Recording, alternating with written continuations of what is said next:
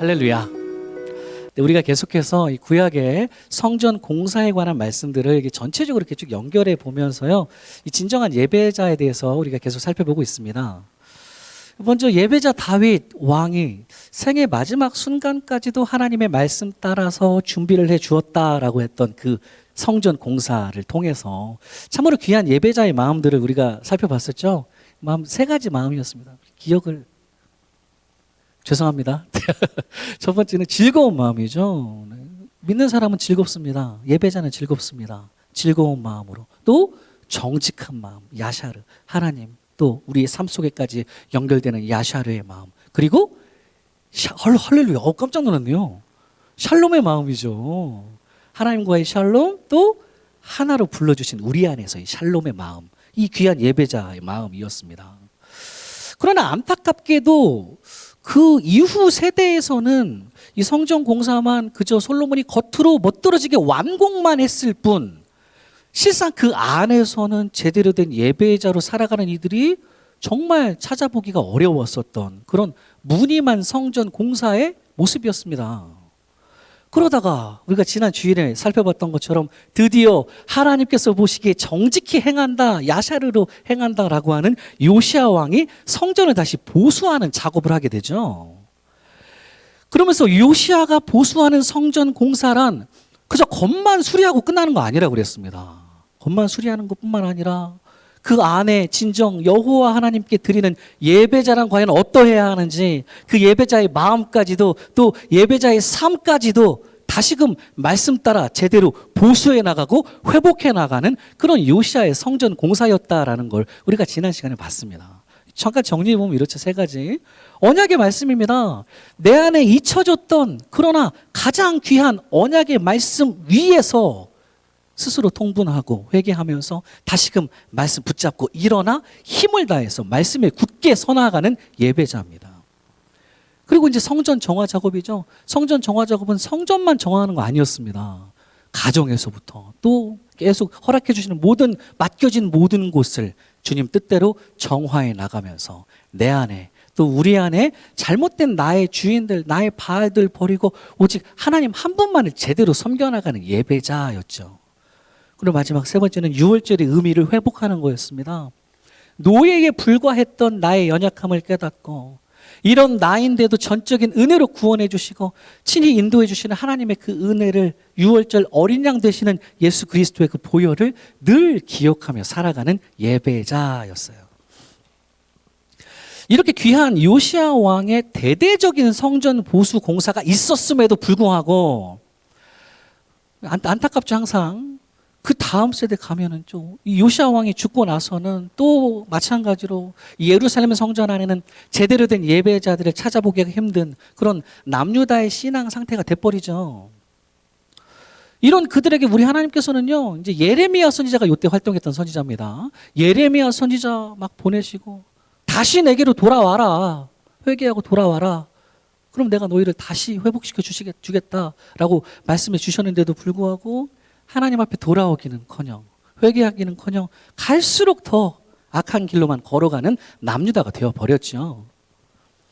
그래서 결국 이 남유다라고 하는 그나마 이스라엘에 남아있던 한쪽 나라마저도 이제 바벨론에 의해서 이제 기원전 586년에 완전히 멸망을 하고 사람들은 바벨론의 포로로 끌려가게 됩니다.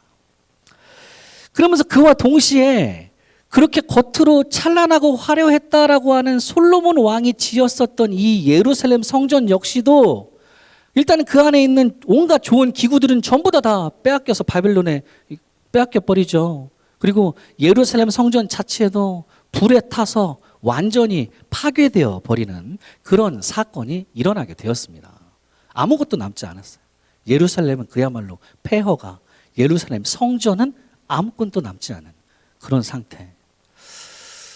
저는 이렇게 불신앙의 남유다가 망하면서 예루살렘 성전마저도 순식간에 다 사라져버리는 이 모습을 보면서요, 이것은 마치 우리 하나님께서 이스라엘을 향해서 어떤 리셋 버튼을 좀 누르신 것이 아닌가 하는 게 그렇게 여겨집니다. 이 뭐든 리셋 버튼 누르면 어떻게 됩니까? 처음으로 돌아가죠. 뭐 리셋 버튼 잘 안 눌러보신 것 같아. 시계도 리셋 버튼 누르면 다시 공장 초기화로 되죠. 다시 아무것도 남지 않은 초기화로 되어버립니다. 다윗 왕이 그 처음 예배자의 마음과는 다르게 그저 그 잘못된 방향으로 흘러갔었던 겉모양만 성전을, 그러다 요시야 왕이 또 한 번 말씀 따라 제대로 고쳐보려고 했었음에도 불구하고 여전히 진짜 예배가 그 안에서 회복되지를 못했었던 그 예루살렘 성전을 이제 우리 하나님께서는 바벨론이라는 이제 도구를 사용하셔서 다 없애버리시고 아무것도 남지 않게 하시면서요, 이들이 다시금 처음으로 돌아가서 제대로 된 성전 공사를 시작할 수 있도록, 그들 안에 예배자의 삶을 말씀 따라 시작할 수 있도록 리셋 버튼을 누르신 것 같다라는 말씀입니다. 그리고 이렇게 하나님의 리셋 버튼으로 인해서 이제 남유다가 그 예루살렘 성전까지도 완전히 다 무너지고 아무것도 남지 않게 된 채로 어느덧 70년이라는 세월이 또 흘러가게 됩니다. 그러는 어느 날 정말 말로는 설명이 절대 안 되는 사건 하나가 발생을 하죠. 그렇게 강해 보였던 바벨론이라고 하는 막강했던 나라가, 얘네도 뭐 세상 나라는 영원한 나라 없잖아요. 메데와 바사라고 하는 페르시아라는 나라에 의해서 이제 멸망을 하게 되고요. 이 바사 왕 고레스라는 사람이 당시 바벨론의 포로로 살아가던 유다 백성들에게 너희들 다시 고향으로 돌아가라라고 명령을 내리게 된다라는 사실입니다. 그것도 그냥 단순하게 자 고향 너희들 땅으로 알아서 돌아가서 살아가라 라는 게 아니라요, 이 유다 백성들이 고향 땅 예루살렘에 돌아가야 하는 그 목적까지도 아주 분명하게 말해주면서 이들을 이제 유다 땅으로 보냅니다. 에스라 1장 1절에서 3절을 보면 이렇죠. 바사왕 고레스 원년에 여호와께서 예레미야의 입을 통하여 하신 말씀을 이루게 하시려고 바사왕 고레스의 마음을 감동시키심에 그가 온 나라에 공포도 하고 조서도 내려 이르되 바사왕 고레스는 말하노니 하늘의 하나님 여호와께서 세상 모든 나라를 내게 주셨고 나에게 명령하사 유대 예루살렘의 성전을 건축하라 하셨나니 이스라엘의 하나님은 참 신이시라. 너희 중에 그의 백성된 자는 다 유다 예루살렘으로 올라가서 이스라엘의 하나님 여호와의 성전을 건축하라. 그는 예루살렘에 계신 하나님이시니라.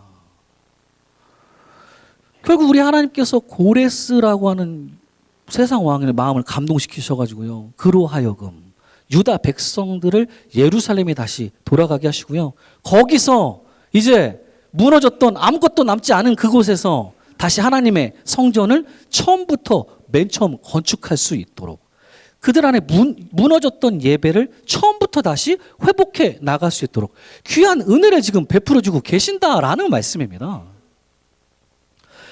이렇게 무너진 여호와의 성전을 재건하는 거죠. 재건하라라는 귀한 목적을 가지고 이 고향 땅 예루살렘으로 70년 만에, 포로 생활 70년 만에 이제 다시 귀환을 하게 되는 유다 백성들에게 하나님의 말씀을 그때 선포하던 선지자가 바로 오늘 본문 말씀이 스가랴라고 하는 선지자입니다.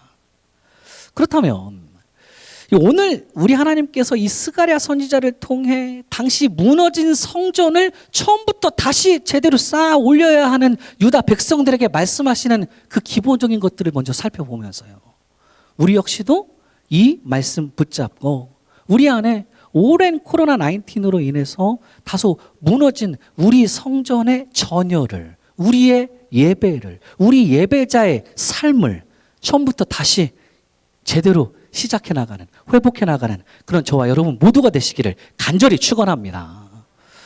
네, 먼저 오늘 스가랴를 통해서 말씀하시는 것은요, 사람이 살아가는 제일 되는 목적을 깨달으면서 살아가라라는 말씀입니다. 1절과 2절 말씀 보면 이렇게 말씀하세요. 내게 말하던 천사가 다시 와서 나를 깨우니 마치 자는 사람이 잠에서 깨어난 것 같더라. 그가 내게 묻되 네가 무엇을 보느냐? 내가 대답하되 내가 보니 순금 등잔대가 있는데 그 위에는 기름 그릇이 있고 또 그 기름 그릇 위에 7 등잔이 있으며 그 기름 그릇 위에 있는 등잔을 위해서 7 관이 있고.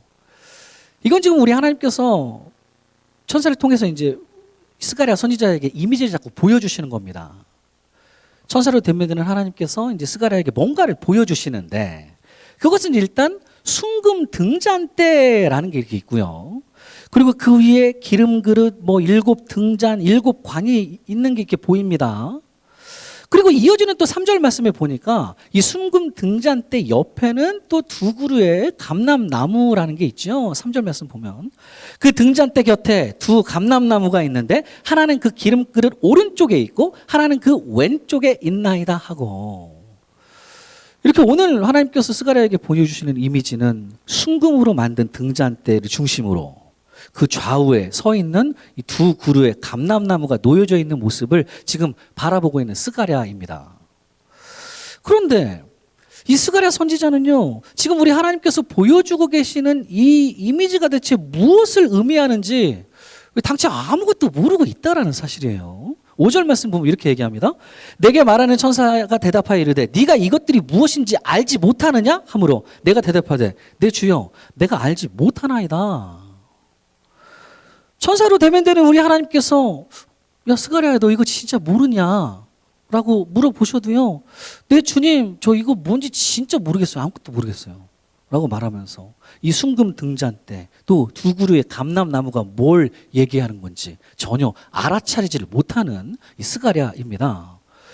이렇게 이거 몰라? 라고 물으시는 우리 하나님의 질문과 여전히 모르겠습니다 라고 답하는 스가랴의 이 똑같은 모습이 13절 말씀에서도 또 반복이 됩니다. 그대로 이어지죠. 13절 보면 그가 내게 대답하여 이르되 네가 이것이 무엇인지 알지 못하느냐 하는지라 내가 다 대답하되 내 주여 알지 못하나이다. 계속 몰라요. 순금 등잔대도 또 그 좌우에 있다는 감람나무 두 그루도 대체 이게 뭘 가리키는 것인지 우리 하나님께서 여러 번 물어보셔도 여전히 잘 알지를 못하는 스가랴의 모습입니다. 분명 우리 하나님께서 네가 이것이 무엇인지 알지 못하느냐라고 두 번씩이나 물어보실 때에는요, 스가랴라고 한다면, 이스라엘이라고 한다면 이거 원래 이거 잘 알고 있어야 마땅한 건데 어느 순간 까맣게 잊어버리고 잘 알지 못한 채 그냥 살아가게 되어버린 그 무언가이기 때문에 이렇게 우리 하나님께서 계속 이거 무엇인지 모르냐라고 물어보시는 거죠. 저는요, 이렇게 하나님께서 보여주시는 것들을 제대로 알지 못하고 있는 이 스가랴의 모습이 이렇게 원래 잘 알고 있어야 마땅한데 다 까먹고 살아가고 있는 이 모습이 그저 스가랴만의 모습이 아니라 당시 바벨론 포로에서 예루살렘에 돌아온 유다 백성들 전체의 모습을 그대로 대변해주고 있는 거라고 봅니다. 왜냐하면요, 우리 하나님께서는 이스라엘 백성들을 모두에게 줄곧 이 순금 등잔대가 어디에 있어야 하는 건지를 예전부터 계속 말씀해 주고 계셨기 때문입니다. 역대하 4장 19절 20절 말씀 보면 여기 있는 겁니다. 솔로몬이 또 하나님의 전에 모든 기구를 만들었으니 곧 금제단과 진설병 상들과 지성소 앞에서 규례대로 불을 켤 순금 등잔대와 그 증잔이며, 이 역대하 말씀은요, 과거 솔로몬 왕이 하나님의 성전을 멋지게 처음 건축할 그때 그 완성된 장면을 그대로 묘사하는 부분입니다. 이렇게 하나님의 성전에, 그것도 아무 성전이 아니라요, 지성소 앞에 있다라고 하는 순금 등잔대이죠. 사실 이 솔로몬이 성전을 지을 때뿐만 아니라 그 옛날에 출애굽 때부터도 이미 이 하나님께서 친히 임재하신다라고 하는 이 지성소에만 계속 배치되어 있던 것이 바로 이 순금 등잔대라는 겁니다. 그리고 이 지성소에 순금 등잔대 위에 끊임없이 불을 켜놓기 위해서는 기름이 필요하겠죠. 그 등잔, 그 기름이 바로 아무 기름이 아니라 오늘 본문에 나오는 감람나무에서 짜낸 기름이어야 한다라는 거예요. 출애굽기 27장 20절 보면 이렇습니다. 너는 또 이스라엘 자손에게 명령하여 감람으로 짠 순수한 기름을 등불을 위하여 내게로 가져오게 하고 끊이지 않게 등불을 켜되 입니다. 그러니까 오늘 지금 우리 하나님께서 스가랴에게 보여주고 계시는 순금 등잔대도 그렇고 그 좌우에 있다라고 하는 감람나무 두 그루가 궁극적으로 가리키는 것도 그렇고 지금 이게 뭘 얘기하고 계시는 겁니까? 하나님의 성전을 얘기하고 계시는 겁니다. 하나님의 성전에 대해서, 성전에서 드리는 그 마땅한 예배에 대해서, 그런 예배자의 삶에 대해서, 원래 이스라엘이라고 한다면, 주의 자녀라고 한다면 딴 건 다 까먹어도 이것만을 제대로 기억하면서 살아가야지 마땅한데. 근데 이거 다 까먹은 채로 그저 고향 땅에 70년 만에 돌아와서 지금껏 먹고 살기 바빴었던 당시 스가랴로 대변되는 모든 당시 유다 백성들의 실제 모습이었다라는 말씀이에요. 고레스 왕의 칙령으로 바벨론의 포로였던 유다 백성들이 오늘 이 예루살렘 고향 땅으로 맨 처음에 돌아왔었던 그때하고 오늘 지금 이 스가랴 선지자가 활동을 하고 있는 이때하고는요, 이 갭이 예전에도 말씀드렸는데 18년 정도 갭이 납니다. 그러니까 이 18년이라는 오랜 기간 동안에 사실상 하나님의 성전은 아무것도 없었어요. 세워지지를 않고 여전히 무너져 있는 채로 황폐하게만 남겨져 있었던 거죠. 이렇게 하나님의 성전이 황폐하게 18년이 지났는데도 불구하고 이렇게 된 이유에 대해서, 그 대표적인 이유 하나에 대해서 스가랴와 동시대에 활동했던 이 선지자가 학개입니다. 그래서 학개, 스가랴 이렇게 연결되죠. 학개의 말씀에 보면 하나님께서 유다 백성들에게 이렇게 당시에 말씀하셨습니다. 학개 1장 4절 보면요, 이 성전이 황폐하였거늘 너희가 이때에 판벽한 집에 거주하는 것이 옳으냐. 판벽한 집이라는 것은요, 이 벽과 지붕이 다 제대로 세워져 있는 fully covered가 되어 있는 이제 covered house라는 의미입니다. 그러니까 집은 완성된 집임이라는 얘기예요. 그러니까 우리 하나님의 성전에는 아무것도 지금 세워져 있지 않은 황폐한 상황인 반면에 유다 백성들의 집은 fully 건축이 다 끝나버린 판벽한 집이었다라는 거죠. 그러니까 자기들 집은 완벽하게 지어놓고서는 18년 동안이나 하나님의 성전에 대해서는, 하나님께 드리는 예배에 대해서는, 예배자의 삶에 대해서는 다 그냥 까먹어버리고 이게 뭔지도 제대로 모른 채로 그렇게 지금까지 살아오고 있는 여기 지금 유다 땅에 돌아온 유다 백성들이었다라는 말씀입니다. 맨 처음 여기 온 목적이 뭡니까? 우리 하나님께서 고레스 왕을 통해서 포로된 유다 백성들에게 다시 고향 땅으로 돌아갈 수 있도록 왜 은혜를 베풀어 주셨습니까? 그 목적이 뭐예요? 지금 이들이 예루살렘의 땅에 돌아온 그 실제 목적이 뭡니까? 우리가 계속 봤듯이 그것은요, 바로 우리 하나님의 성전을 처음부터 다시 건축하라. 그것도 그냥 겉모습만 건축하고 끝나는 거 아니라요. 그 안에 무너진 예배를, 또 진정한 예배자의 삶을 다시 회복해 나아가라. 이게 바로 목적입니다. 그런데 지금 이 땅을 살아가고 있는 이들의 모습은 자기들이 여기 왜 돌아와서 살아가고 있는지, 왜 원래 그 목적은 다 망각해 버린 채 그저 내 먹고 살 집들만 완벽한 집으로 근사하게 지으면서 그렇게 세월에 그냥 흘려보내고 있었던 당시 유다 백성들의 상태였다라는 사실입니다. 이런 그들에게 오늘 우리 하나님께서는 스가랴 선지자를 통해서 다 까먹어버린 하나님 성전에 대한 이미지들을 계속 보여주시면서요, 다시금 이들이 원래 여기 살아가고 있는 그 목적을 제대로 깨달아갈 수 있도록 주께서 친히 지금 보여주고 계신다라는 말씀입니다.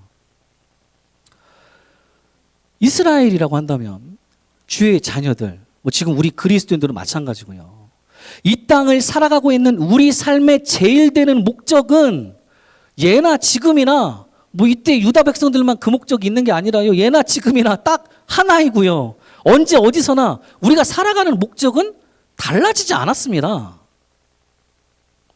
그것은 바로 늘 하나님께 영광 돌리면서 살아가는 예배자의 삶이다라는 거예요. 맨 처음 우리 하나님께서 태초에 하나님의 형상대로 창조된 우리들의 맨 처음 목적도 그거고요. 지금 이 땅을 살아가면서도 계속해서 그 목적대로 우리는 살아 움직이는 거고요. 그러다 먼 훗날 영원한 하늘나라에 들어가서도 역시 우리는 그 목적을 이루면서 주님과 함께 영원이라는 시간 동안을 살아가게 되는, 우리 인생의 제일 되는 단 하나의 목적이 바로 하나님께 영광 돌며 살아가는 예배자의 삶이다라는 사실입니다. 우리 그리스도인들의 신앙에 있어서 가장 기본적인 질문들과 또 그 질문들에 해당하는 답을 우리 개혁주의 신앙의 선조들이 하나하나 정리해 놓은 책이 바로 웨스터민스터 소요리 문답이라는 책인데요.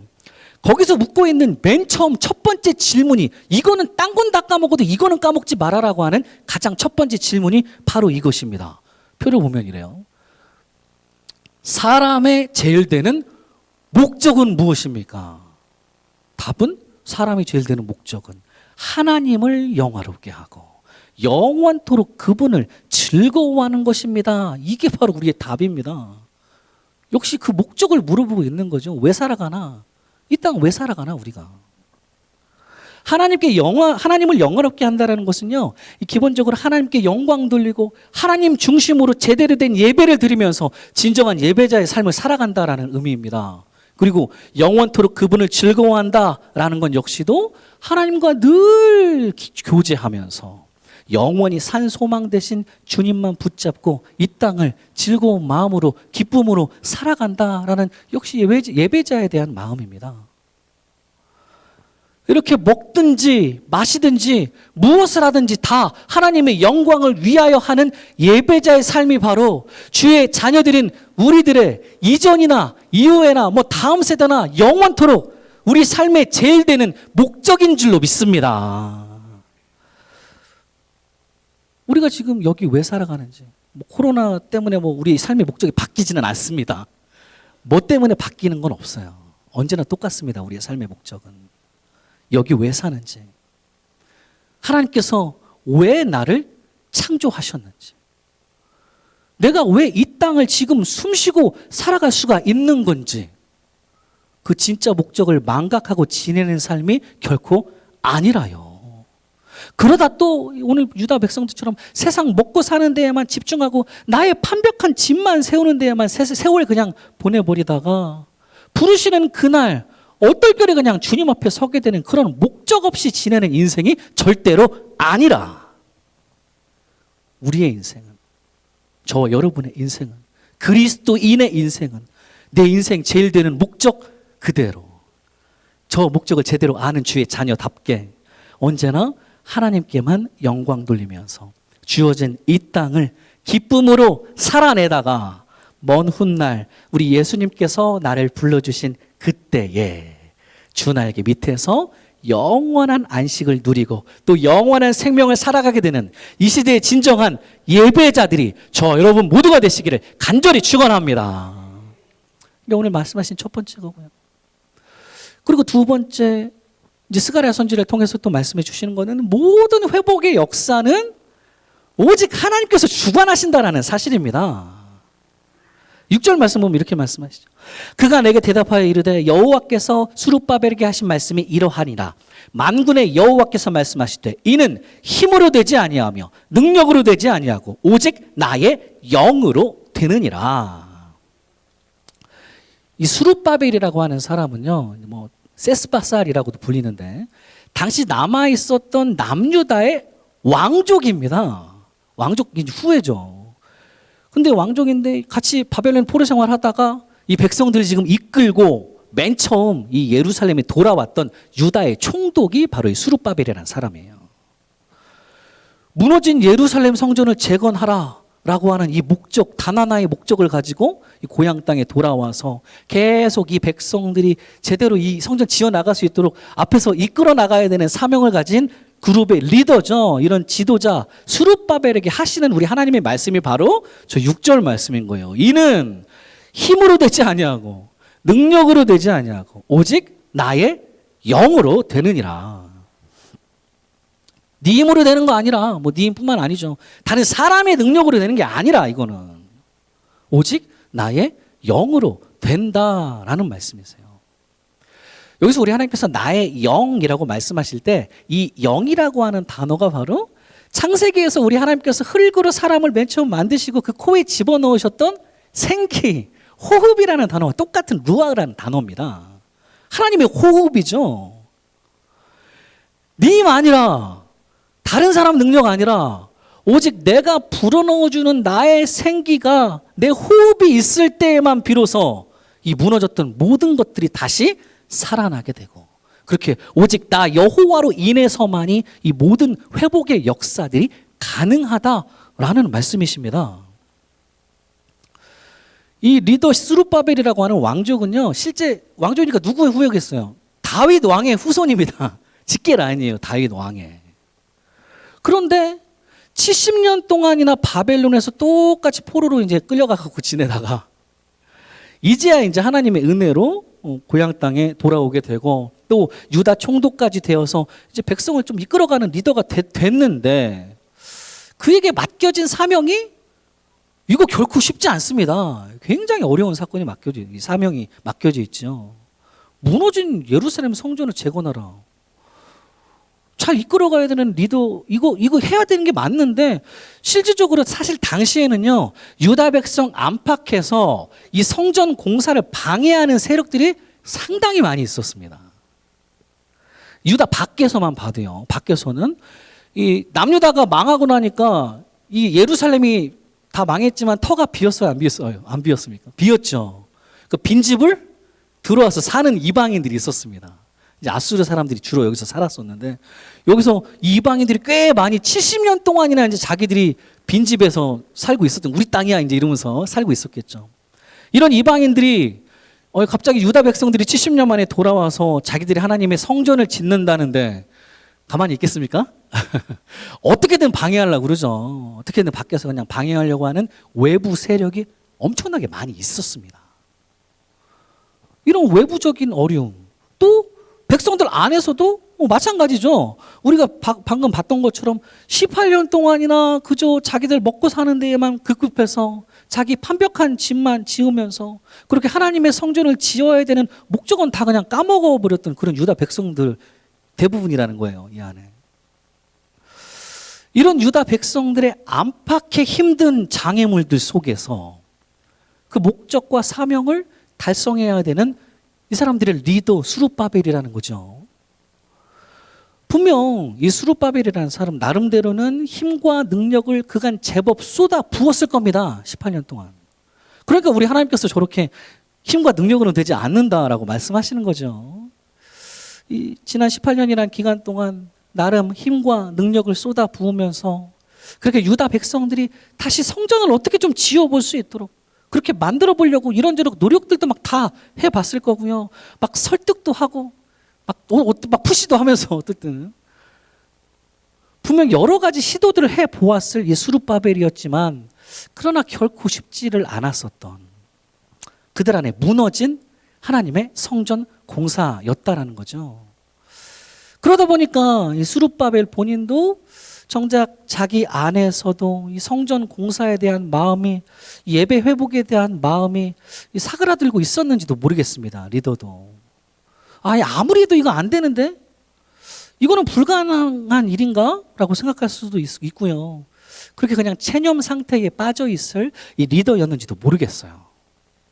바로 이 리더 스룹바벨에게 오늘 우리 하나님께서 친히 말씀해 주시는 것이 바로 이는 힘으로 되지 아니하며 능력으로 되지 아니하고 오직 나의 영으로 되느니라 라는 말씀입니다.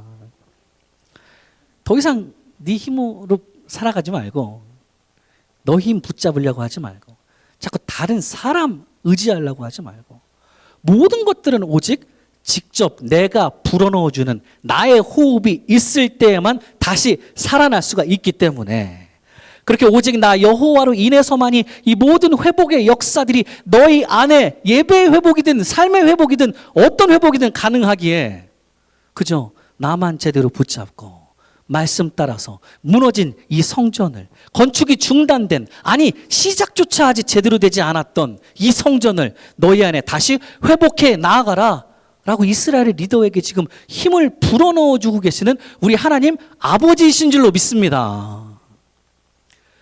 그리고 이렇게 리더가 자기 힘을 빼고 오직 만물의 주관자 되시는 우리 하나님 앞에 한 분만을 제대로 붙잡고서 결코 쉽지 않은 상황이라 하더라도 리더가 먼저 중단된 성전 공사를 다시 시작하는 그 머릿돌을 초석을 내놓을 때에 과연 어떤 일이 일어나는지 우리 하나님께서 분명히 이렇게 말씀하십니다. 이어지는 7절 말씀 보면요.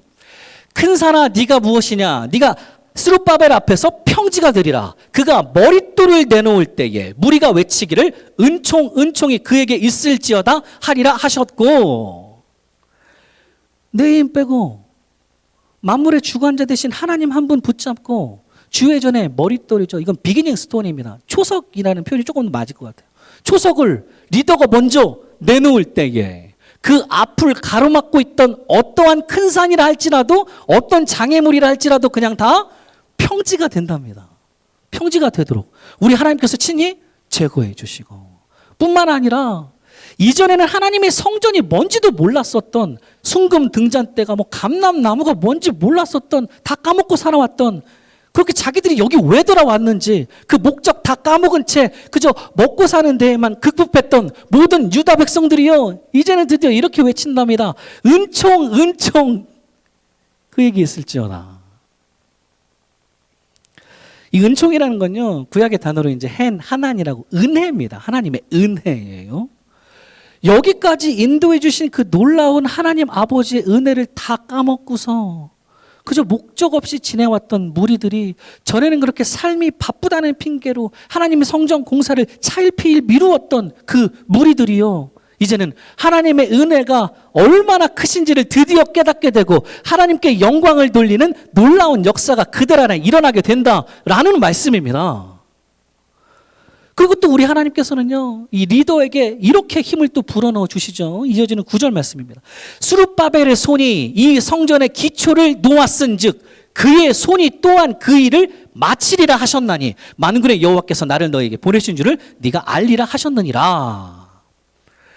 맨 처음 성전의 기초를 놓았던 스룹바벨이라고 하는 리더의 손이었는데, 그러다 유다 백성 안팎의 여러 장애물들로 인해서 18년 동안이나 중단된 성전 공사였는데, 그래서 이거는 안 되는 건가? 불가능한 일인가? 라고 생각했었는데, 그러나 결국 우리 하나님께서는 이 일을 시작한 그 리더의 손으로 끝내 이 이스라엘 안에 성전 공사를 마무리할 수 있도록, 마칠 수 있도록 우리 하나님께서 친히 이끌어 주신다라는 말씀입니다. 할렐루야. 저는 이 말씀 준비하면서요, 제가 너무 막 많이 은혜를 받았습니다. 사실 뭐 이거 지금 성전 공사에 대한 얘기, 다윗의 맨 처음에 인구조사부터 시작해서 계속 성전 공사에 대한 얘기를 좀 해 나가면서요, 제 메인 고민은 우리들이 무너졌던 예배를 어떻게 살릴 수 있을까? 우리들이 무너졌던 예배자의 삶을 어떻게 다시 살릴 수가 있을까?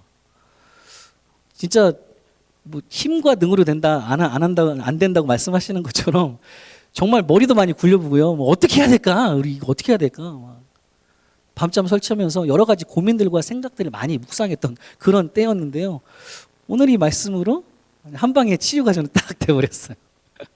이는 네 능이 아니라, 힘이 아니라 오직 여호와의 영으로만 가능하다라는 거. 뭐 저뿐만이겠습니까? 지금 이 시대의 스룹바벨과 같은 리더라고 한다면요, 먼저 예수 믿고 예배자로 부르심을 받은 저와 여러분 모두가 다 그 각 가정의 리더들이요, 각 직장의 리더들이요, 우리 교회의 리더들입니다. 그렇다면 리더로서, 엄마 아빠로서 먼저 부르심을 받은 예배자들로서 힘든 상황에서도 누군가를 앞에서 이끌어 가야 하는 지금 우리들에게도 오늘 우리 하나님의 말씀은 동일하게 힘이 되어 주신다라는 사실입니다. 이는 힘으로 되지 아니하며 능력으로 되지 아니하고 오직 나의 영으로 되느니라. 그가 머릿돌을 먼저 내놓을 때에 무리가 외치기를 은총이 그에게 있을지어다. 스룹바벨의 손이 이 성전의 기초를 놓았은즉 그의 손이 또한 그 일을 마치리라. 이렇게 내 힘 빼고요, 이 귀한 말씀들 하나하나 다 붙잡으면서 우리 하나님께서 친히 우리 안에 불어넣어 주실 그 귀한 호흡들을 기대하고 소망하면서 리더로서, 엄마 아빠로서 말씀 따라서 예배자의 초석을 내가 먼저 놓을 때 우리 하나님 아버지께서는 절대 못 넘을 것 같아 보였던 산도, 뭐 코로나로 못 넘을 것 같은 우리의 산도 평지로 만들어주시고, 또 절대 변할 것 같지 않아 보였던 맡겨주신 우리의 가정, 우리의 자녀들도 결국 하나님의 은혜를 은총 외치면서 찬양할 수 있도록 인도해 주시고요. 끝내는 아무것도 아닌 우리의 이 작은 손으로 시작했던 성전 공사를, 이 귀한 예배를, 이 귀한 예배자의 삶을 우리 가정 안에서도, 직장 안에서도, 교회에서도 제대로 세워나가고 또 끝마칠 수 있도록 주께서 친히 보호하시고 역사해 주실 줄로 확신합니다.